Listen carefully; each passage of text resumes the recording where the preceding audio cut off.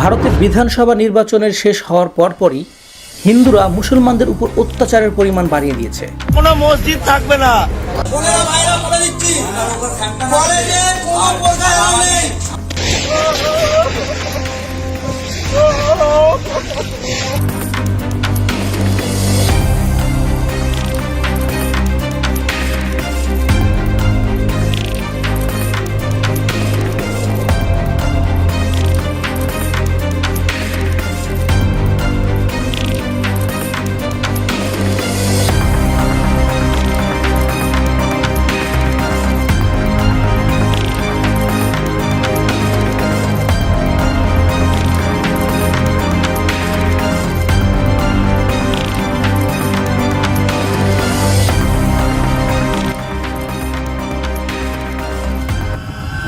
মুসলমানদের বাড়িঘর ভাঙচুর করা হচ্ছে, রাস্তাঘাটে মুসলমানদের হেনস্থা করা হচ্ছে, হয়রানি করা হচ্ছে, হ্যারাসমেন্ট করা হচ্ছে এবং মসজিদে গিয়ে গিয়ে নামাজ পড়া অবস্থায় মুসলমানদের উপর আক্রমণ করা হচ্ছে, তাদেরকে মসজিদ থেকে বের করে দেওয়া হচ্ছে।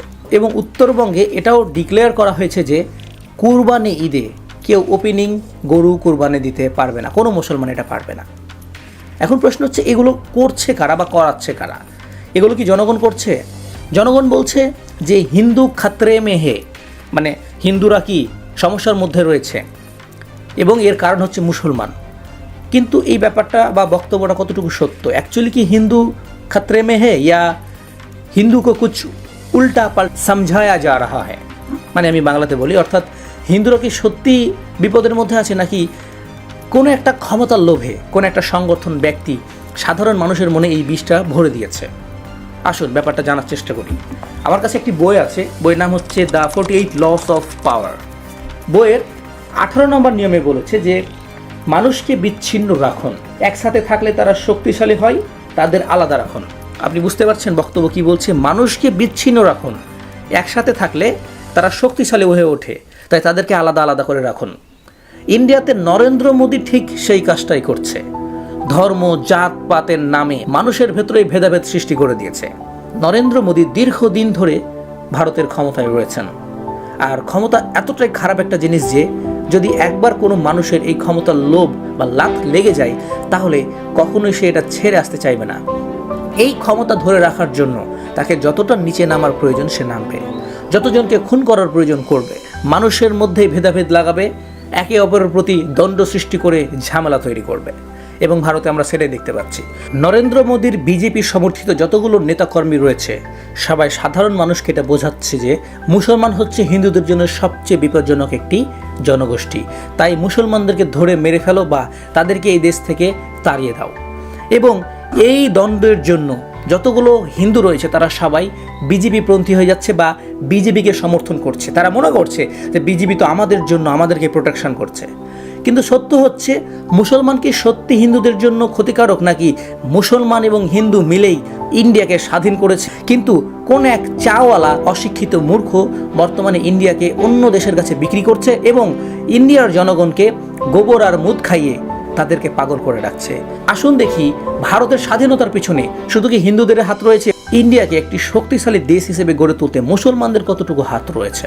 মাওলানা আব্দুল কালাম আজাদ ভারত স্বাধীনতা সংগ্রামের অন্যতম একজন নেতা এবং ভারতের প্রথম শিক্ষামন্ত্রী ছিলেন তিনি ব্রিটিশ বিরোধী খেলাফত আন্দোলন এবং ভারত ছাড়ো আন্দোলনে নেতৃত্ব দিয়েছিলেন। আব্দুল গফর খান, সীমান্ত গান্ধী নামে পরিচিত এই ব্যক্তি ব্রিটিশদের বিরুদ্ধে অহিংসা আন্দোলন গড়ে তুলেছিলেন। মাওলানা মোহাম্মদ আলী, মাওলানা শকওয়াত আলী, হকিউল উম্মাহ মাওলানা হুসাইন আহমেদ মাদানী, ডক্টর জাকির হুসাইন, রকি আহমেদ রিদওয়াই, এরা সবাই ভারত স্বাধীনতা আন্দোলনে সর্বোচ্চ দিয়ে কাজ করেছেন এবং গুরুত্বপূর্ণ ভূমিকা পালন করেছেন।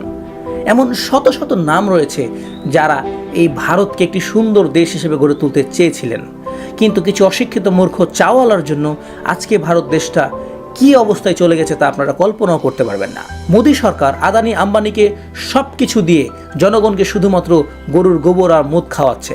এই বিজেপি মোদী সরকার ইন্ডিয়ার জনগণকে জাতি ধর্ম জাতপাতের নামে ভেদাভেদ সৃষ্টি করে সে ক্ষমতা দখল করার একটি পরিকল্পনা করছে এবং সেই পরিকল্পনা অনেকটা বাস্তবায়ন হয়ে গেছে। আমরা দেখতে পাচ্ছি উত্তরবঙ্গে কি পরিমাণ হিন্দুদের উপর আক্রমণ করা হচ্ছে। হিন্দুদেরকে এটা বোঝানো হচ্ছে যে মুসলমান হচ্ছে দেশের শত্রু। যদি সেটাই হয়, আপনি কি জানেন ভারতের সাবেক রাষ্ট্রপতি মহান মানব এপিজে আব্দুল কালাম, তিনি একজন মুসলমান ছিলেন? যদি সত্যি মুসলমান দেশের শত্রু হতো তাহলে এপিজে আব্দুল কালাম একজন মুসলিম হয়েও ভারতের জন্য কত কিছু করে গেছে সেটা আমরা সবাই জানি।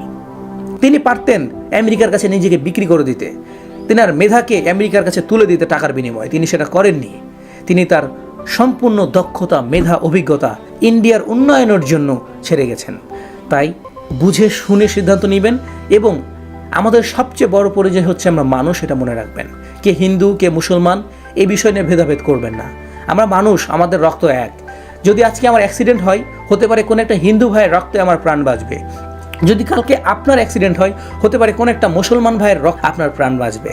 যেহেতু আমাদের রক্ত এক, যেহেতু আমাদের পরিচয় এক যে আমরা মানুষ, সেহেতু ধর্ম নিয়ে ভেদাভেদ সৃষ্টি করে আমাদের একে অপরের প্রতি সহিংসতা তৈরি করা বোকামোই হবে।